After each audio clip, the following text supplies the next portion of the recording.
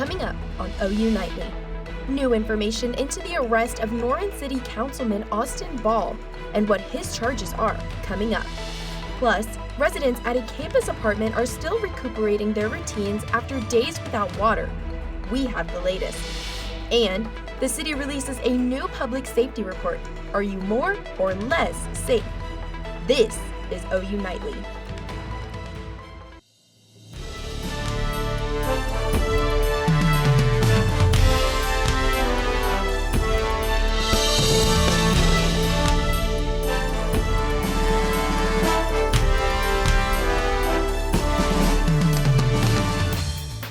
Thanks for watching OU Nightly. I'm Sophia Cabrera. And I'm Emma McAndrews. We begin tonight with some weather whiplash. That's right. With record high temperatures earlier in the week, it seems like we're ending the week with colder temperatures. It certainly has been a weird weather week. OU Nightly meteorologist Alexa DeRings is live at the National Weather Center with a look at the forecast. Alexa? Yeah, ladies, these past few days, we've seen a roller coaster of temperatures. Monday, we saw a record-breaking high of 84 degrees, and now we are sitting in the frigid 40s. Meteorologist Taylor King has more in the studio. Taylor? Thanks, Alexa. Make sure you come inside and warm up a little bit. Like she said, we are experiencing that temperature whiplash with, record-breaking down to the 40s. Of course, we also have that fog ahead. We're going to be doing that and our Super Bowl forecast. Ladies? Thanks, Taylor. New information today regarding Norman Councilman Austin Ball's case. According to court records, Ball has been charged with embezzlement of campaign funds and one count of false certificate by a public officer. Ball's wife, Kayla Ball, is also charged with one count of embezzlement. The Oklahoma State Bureau of Investigation says they conducted interviews and reviewed documents regarding Ball's campaign banking records. OSBI says they're determined that Ball had spent money from the campaign fund for personal benefit. We've reached out to Mr. Ball for comment and have not heard back. Also note that Ball is on the ballot for next Tuesday's city election, where he faces two opponents. Residents at Millennium Apartment Complex in Norman are recovering after not having water for 5 days. OU Nightly's Spencer Plato reports what comes next for residents at the complex. The dishes and laundry are on the chores list today for those living at the Millennium Apartment Complex in Norman after having no running water for 5 days. Last Friday, residents received an email saying due to an emergency, the water in Building 1 was turned off until further notice. Resident Olivia Inkema says it disrupted her day-to-day life. It was brutal. We were definitely getting creative with how we were gonna get our clothes washed, shower. Our apartment was a wreck. All of this kitchen space was covered in dishes. Inkema says after 5 days of no water, spending more than $100 on food, and finding a place to shower, relief came late Tuesday afternoon in an email stating the water had been restored. Tears of joy. I think the first thing we did, my roommates and I ran out, we started loading the dishwasher. It was a race to who could get to the washing machine fast enough. OU Student Legal Services sent a mass email to the OU community earlier this week, providing their assistance to those living at the apartment. Tracy Langford is the director of SLS and says under the Oklahoma Residential Landlord-Tenant Act, landlords are required to provide a fit and habitable unit for their tenants. She says residents should not be charged for every day without water. Management at the apartment complex told residents in an email to expect information to be sent out about compensation for the duration of the water outage. Sent us a message on Sunday saying that there would be compensation provided for the inconvenience, but no other details about that were given to us. Reporting in Norman, Spencer Plato, OU Nightly. OU Student Legal Services are able to help Millennium residents in need. Their website is ou.edu/studentlegalservices. A new public safety report shows a need for more staffing and support in the Norman Fire Department. OU Nightly's Olivia Hayes joins us now live in Norman. Olivia, you spoke with fire personnel about these findings. Sophia, Emma, I am here at Norman's Fire Station 1, where Deputy Chief Joel Chesser tells me that their field staff hasn't really seen much of an increase since 2013, but their call volume has shot up nearly 80%. Right now, our Station 1, we're approximately responding to over 400 calls a month for service out of this particular station. Nearly half of Norman residents say they believe Norman Fire Services has declined over the last 3 years. That's according to a new study from Matrix Consulting Group hired by the city of Norman. For the last several years, we've kind of indicated, looking at the growth and just what we're seeing in our own run numbers and our responses, we've indicated to the city that we need Station 10 to help combat some of that stuff. The report not only showed a staffing and resource strain, but also a need for updates and improvements at the stations. Maintenance on fire stations is just like maintenance on a home. There you figure out there's always something broken needs to be fixed, and these people live and run in these stations 24/7. But Chesser says certain things can't always be a priority. Getting water and toilets to flush is the priority versus putting in some walls and stuff that may take up that, because we only have a certain slice of the pie to be able to function and renovate those stations to keep them going. Regardless of the challenges, Chesser says the department is more dedicated than ever to serving Norman. We do a lot with what we have, and we're very proud of our organization and the response that we provide to the community, and we're always looking for ways to get better and serve the community. Tomorrow on OU Nightly, I sit down with Norman Police to discuss the findings surrounding their department, also in this report. Reporting live in Norman, Olivia Hayes, OU Nightly. Thank you, Olivia. The findings of this report were gathered over the last 14 months. President Donald Trump's remarks are drawing reaction after a press conference with the Israeli Prime Minister. OU Nightly's Taryn Ward has that and the rest of today's international and national headlines from the News Center. Emma, alongside Prime Minister Benjamin Netanyahu, President Trump announced his proposal he says would aid the war in Gaza. The U.S. will take over the Gaza Strip, and we will do a job with it, too. We'll own it. The president says Gaza could be, quote, the Riviera of the Middle East under his plans, and did not rule out U.S. troops involvement. President Trump also calling for over 2 million Gazans to leave the region during the rebuild. President Trump's plan was praised by Israeli officials who say it could be good for their country. Meanwhile, Egyptian officials say recovery should happen without Palestinians leaving Gaza. A top Justice Department official is accusing leaders of the FBI of insubordination in connection to the investigation of January 6th events. The acting Deputy Attorney General is asking FBI leadership to name the employees involved in the investigation. The DOJ clarified that those employees will not all be fired, but anyone who weaponized the FBI could be. President Trump signs an executive action this afternoon banning transgender athletes from women's sports. The Trump administration says schools that do not comply with the order could be in violation of Title IX and lose federal funding. Emma, Sophia, back to you. Thanks, Taryn. The West Coast still stands in chaos as floods and mudslides rip through California. See how this is affecting cities in the state next.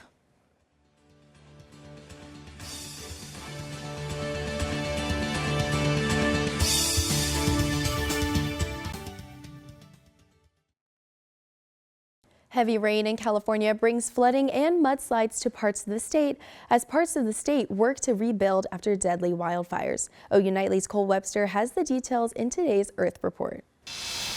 Sophia, parts of the state are bracing for more landslides as heavy rain continues. Officials say the storm has brought up to 20 inches of rain in some cities, shutting down roads. And in Southern California, the area devastated by wildfires last month is also seeing a risk of mudslides. Officials have not confirmed if anyone was hurt. Billions of gallons of water are set to be released from California's reservoirs while the goal of helping ravaged areas. President Trump ordered the release last week, saying over 5 billion gallons in total will head to the southern part of the state.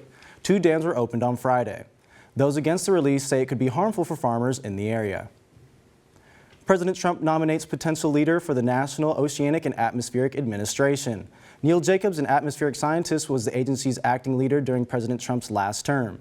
Jacobs was accused of misconduct in his involvement with the alleged Sharpiegate, accused of pressuring scientists to change predicted forecasts for Hurricane Dorian. As the NOAA head, Jacobs will monitor forecasting efforts of organizations like the National Weather Service. Sophia, Emma, back to you at the desk. Thanks, Cole. The Oklahoma Humane Society has a new way to get back at your ex this Valentine's. Hear just how you can neuter your ex when we return. And cooler temperatures are expected for your Super Bowl Sunday. I have the timeline for that coming up.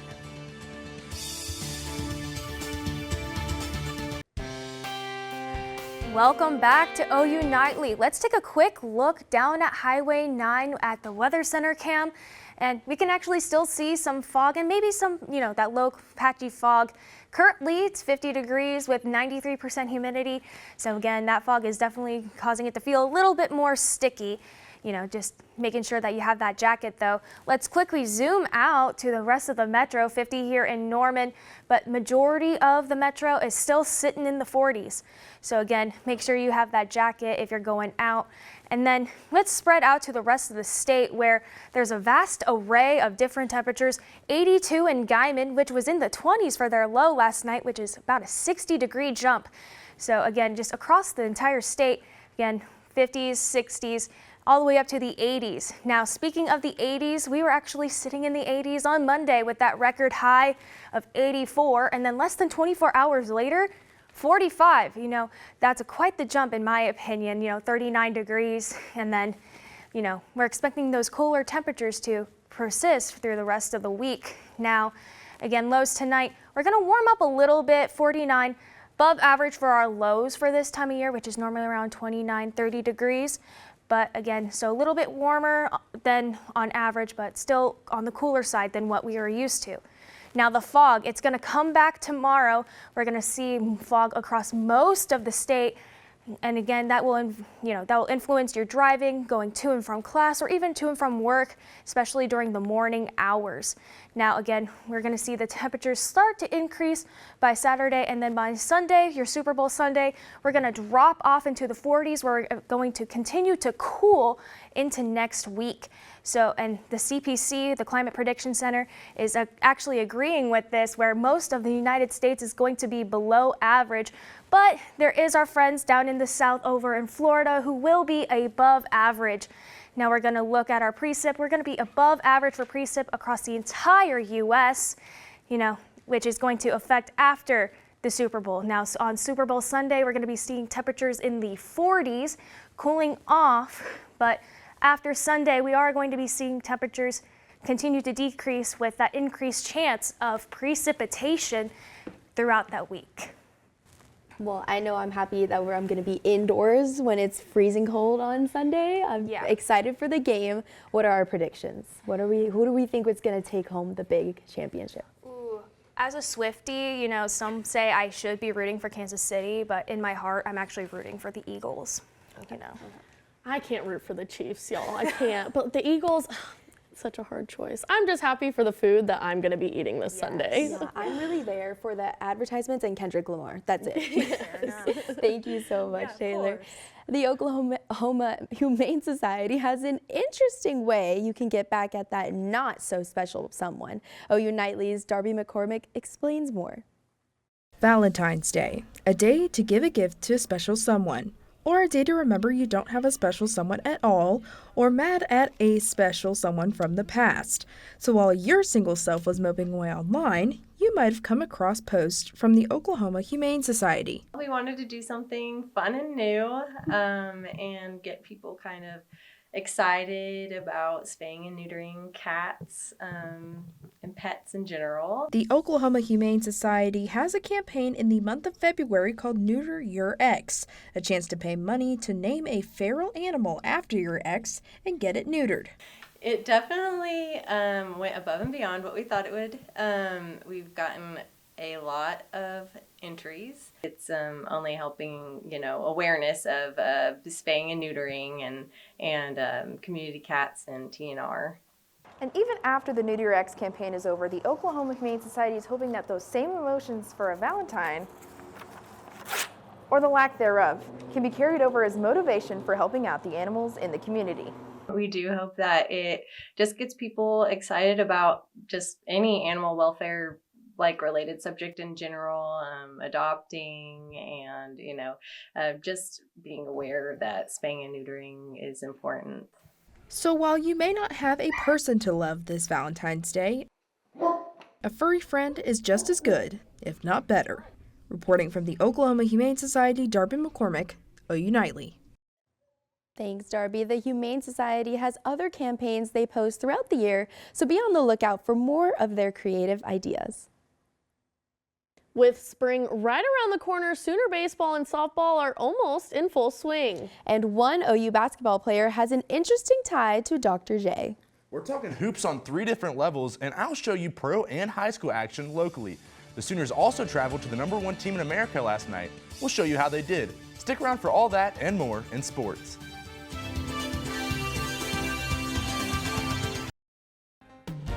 Hello, I'm Oliver Schaefer, and it's time for sports.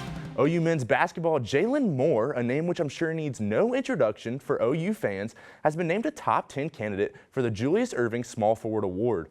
Moore is leading the team in scoring and rebounding. Moore is also leading the SEC in points per conference game, looked to keep the hot hand going against the Tigers and Auburn. The Sooners held their own against the #1 ranked Tigers, but couldn't declaw the Cats as Johnny Broom's 15 points lifted Auburn to a 98-70 win at home. However, good news for Sooner fans as freshman Dayton Forsythe dropped the team-leading 13 points in the loss. It's a battle of the elements tonight in Loud City. Thunder fans might be disappointed though, as Kevin Durant will not be playing today due to ankle soreness. This is interesting considering swirling trade rumors with KD. The Thunder look to pick up their 3rd win in a row and boast the NBA's best home record this season, sitting at 22-3. Tossing it over to the house that Trae Young built, the Norman North T-Wolves took a bite out of the Edmond Memorial Bulldogs, downing the district rivals in Tuesday's game 43-31. The Wolves were helped by sophomore Jamarion Hardman's 13 points. SEC preseason baseball rankings are here, with the Sooners ranked at 11. The Sooners do have preseason All-SEC nomination in right-hander Kyron Witherspoon, and here's head coach Skip Johnson on what it means to play baseball in the SEC. They're going to see it when one of these teams come in here, and there'll be a lot of other fans here. They'll see that experience. I mean, you go to some of these SEC deals, it looks like Roy Noble out in the parking lot. I mean, there'll be barbecue pits going crazy. And it's exciting. It gets really exciting. I think they'll elevate their game. It'll help them prepare them for the next level. Sooner softball is receiving a bit of news on National Girls and Women in Sports Day. The 4-time reigning national champions have received their broadcast schedule. This schedule features 12 nationally televised games, with 3 being against Texas. Emma, Sophia? Thanks, Oliver. It's a day for many to celebrate their careers and hard work in their industry. Find out what national holidays are happening today that you can recognize coming up next.